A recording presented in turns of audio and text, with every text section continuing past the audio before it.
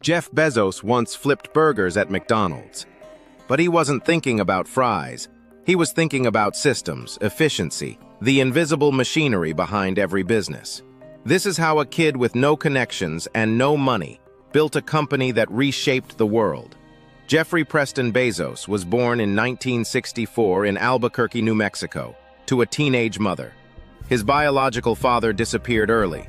His mother later married Miguel Bezos, a Cuban immigrant who arrived in America with a single suitcase. Miguel adopted Jeff and gave him not just a name, but an example of perseverance and quiet strength. Jeff was a curious, awkward, intensely focused child. Instead of playing outside, he disassembled radios. He built homemade alarms to keep his siblings out of his room. He dreamed about space. And more importantly, he asked big questions. How does it work? Why does it fail? How can I make it better? At 16, he got a summer job at McDonald's. Most teenagers just worked the shift. Jeff studied it. He observed how systems connected. He said, "I learned how to move fast and stay calm. But more than that, how everything depends on process."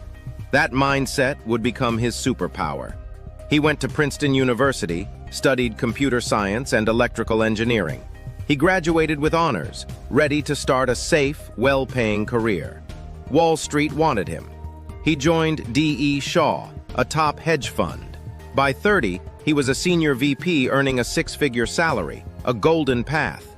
But Jeff couldn't ignore what he saw coming. In 1994, he read this: "Internet usage is growing at 2,300% per year." That wasn't a number, it was a siren. He couldn't sleep, couldn't sit still. He imagined the future, digital marketplaces, instant delivery, infinite shelves. And then, he did something very few would ever dare to do. He walked away from comfort and jumped into chaos. He pitched his idea to his boss. The answer? Great idea, for someone without your job. Jeff didn't listen. He packed up his car, drove cross-country with his wife, Mackenzie, and with $10,000 and a laptop, they arrived in Seattle. There, in a garage, Amazon. It started with books. Axios? Why books? Because they were easy to ship. Massive catalogs, low overhead, high demand. It was a brilliant entry point. Jeff coded the website, took customer calls, packed books on the floor. He raised $300,000 from his parents, even after warning them they might lose it all. In the first month, they sold books in all 50 U.S. states and 45 countries. But success didn't mean ease. The media mocked him. Headlines called it Amazon.bomb. Competitors underestimated him. Analysts said he was reckless for reinvesting every dollar into growth. But Jeff had a rule.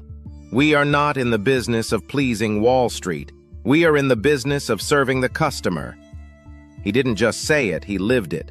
He wrote his famous Day One letter to shareholders. It's always day one, he said, meaning the company would never act like it had arrived. Every day, every product, every meeting should feel like a startup on the brink of breakthrough. He turned customer obsession into religion. Returns? Easy. Prices? Aggressive. Delivery? Faster than anyone believed possible. He pioneered one-click ordering, built a logistics network that rivals FedEx, and hired people who weren't afraid to fail as long as they learned. Inside Amazon, it was intense. Bezos was demanding, uncompromising. He expected excellence, data-driven decisions, and bold thinking. From books came DVDs, then electronics, then toys, then everything. Then came AWS. What started as internal infrastructure became one of the most profitable businesses in the world. Amazon Web Services now powers giants like Netflix, NASA, Airbnb, and government agencies. With AWS, Bezos didn't just scale Amazon. He built the backbone of the modern internet. Every step he thought long-term. He wasn't chasing quarters, he was building a machine. He often asked teams, if we were just starting this business now, what would we do differently? That question changed everything. But Amazon was only part of the plan. In 2000, while still fighting for profitability, Bezos founded Blue Origin. It wasn't a PR move, it was personal. Bezos had dreamed of space since childhood. He read sci-fi, worshipped NASA, believed Earth needed a backup plan. and humanity needed to expand.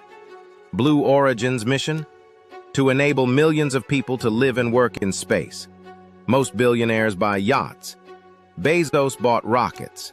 He quietly invested billions, built reusable launch vehicles, developed lunar landers, and took on giants like SpaceX. He knew this would take decades, but that was fine. Gradatim ferociter, he said, step by step, ferociously.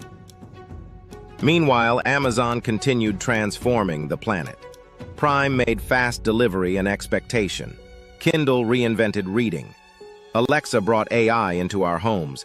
Logistics, cloud, automation. Bezos had built a company that touched every part of daily life. He once said, "If you only do things where you know the answer in advance, your company will fail." Another favorite, "Your margin is my opportunity." In 2021, he stepped down as Amazon's CEO, not to retire, but to focus on space, climate, and impact. So what really made Bezos different? Not luck, not timing, vision, conviction, systems, and a willingness to sacrifice now for what might come decades later. He bet everything on what the world could become, not on what it was. From flipping burgers to flying rockets, from a garage to global dominance, from awkward kid to the architect of the modern digital world. If someone with no wealth, no connections, and no roadmap could build this, what's stopping you? This was just one chapter. Subscribe to Wealth Chapters for more stories that teach and lessons that might just change your life.